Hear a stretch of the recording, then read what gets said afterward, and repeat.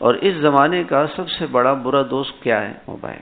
سیدھا جہنم پہنچاتا ہے. وہ موبائل ہاتھ میں لیا اور کروڑوں برس کی جہنم ملنی شروع ہو گئی. حرم شریف میں بھی، مسجد میں بھی، اجتماع میں بھی، شب جمعہ میں بھی، روزے میں بھی یہ ایک بدبخت ساتھ ہوتا ہے، اور وہاں پہ بیٹھ کے شیطان جہنم لے کے جا رہا ہے. وہ مطمئن ہے کہ جی میں تو مسجد میں بیٹھا ہوا ہوں. بہت خطرناک چیز. اس کی دوستی جو ہے جہنم میں لے کے جانے والی. لوگ آج کل کیا کرتے ہیں، اپنے بچوں کو، مائیں بچوں کو تنگ کرتی ہے نا، تو مائیں ان کو کیا دے دیتی ہے؟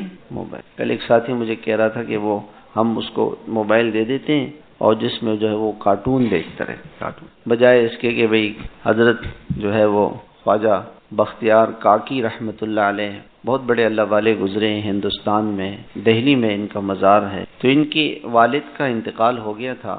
والدہ ان کو مدرسے میں داخلے کے لیے لے کر آئی اور آ کے استاد کے سامنے بٹھایا، کہتی یہ میں لے کر آیا ہوں تو اس کو آپ قرآن پڑھائیں.